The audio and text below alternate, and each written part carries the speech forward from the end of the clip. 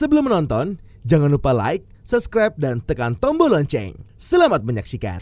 Presiden Joko Widodo menghadiri Hari Ulang Tahun Himpunan Pengusaha Muda Indonesia atau HIPMI ke-52 yang digelar di Hotel Fairmont, Jakarta.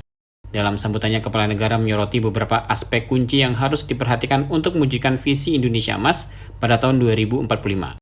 Salah satunya mengenai bonus demografi yang terjadi di Indonesia pada tahun 2030 hingga 2040 mendatang. Presiden menekankan perlunya persiapan yang taktis untuk mengelola bonus demografi ini dengan bijak, agar benar-benar memberikan manfaat dalam upaya menuju Indonesia maju.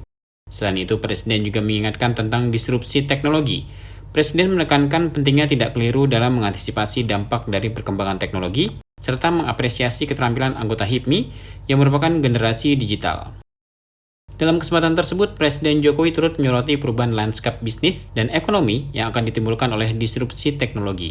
Meski demikian, Presiden optimistis bahwa HIPMI yang dikenal sebagai wadah para anak muda yang dinamis akan mampu menyesuaikan diri dengan cepat terhadap perubahan ini. Presiden Jokowi juga mengajak HIPMI untuk fokus pada pengembangan ekonomi, energi, hingga industri hijau. Menurut Presiden, saat ini perhatian dan pembiayaan terhadap industri hijau sangat mudah, sehingga perubahan tersebut harus segera diantisipasi. Presiden Jokowi pun meyakini bahwa HIPMI akan memanfaatkan peluang-peluang yang ada dan mengantisipasi perubahan-perubahan yang terjadi. Presiden menyebut pengalaman HIPMI selama 5 dekade akan memudahkan HIPMI dalam menjadi pemain utama pada persaingan global maupun lokal. Dan untuk mencapai Indonesia Emas 2045, apa yang harus kita cermati dan apa yang harus kita kawal? Yang pertama, sudah sering saya sampaikan, yaitu mengenai bonus demografi. Hati-hati mengenai ini.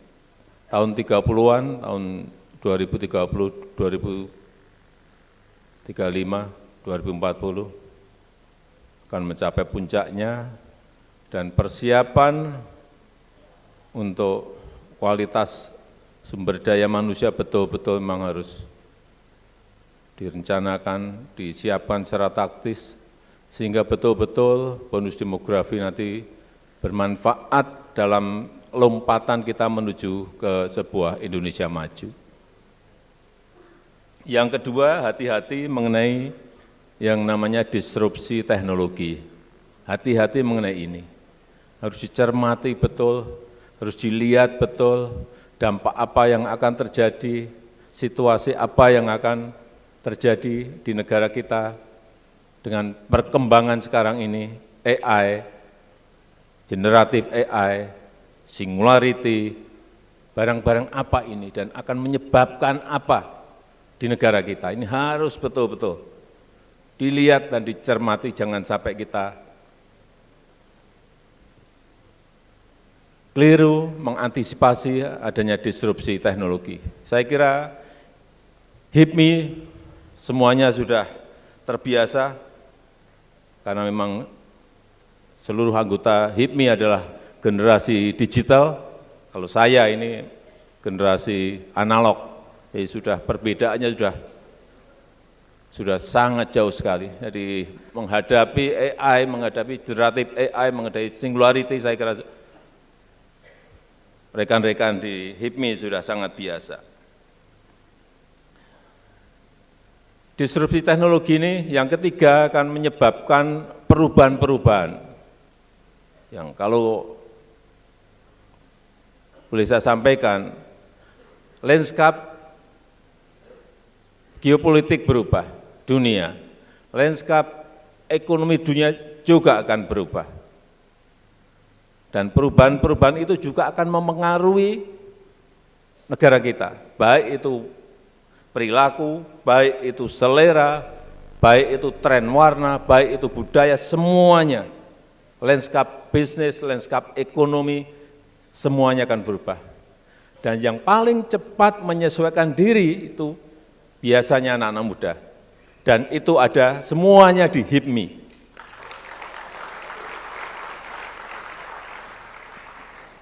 Ke depan, kita akan lebih banyak berbicara mengenai ekonomi hijau. Ke depan, kita akan lebih banyak berbicara mengenai energi hijau, mengenai pembiayaan hijau.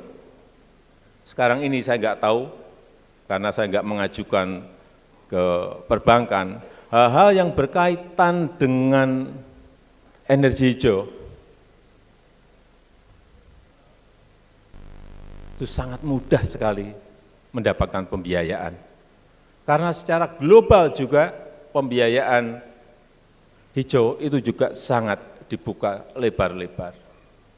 Industri hijau sekarang ini juga mendapatkan perhatian dan pembiayaannya juga sangat mudah. Sehingga perubahan pergeseran shifting ini harus dilihat dan diantisipasi oleh kita semuanya. Green food, blue food, dan lain-lain ini akan menjadi tren ke depan. Peluang-peluang baru seperti itu harus disiapkan strateginya oleh HIPMI.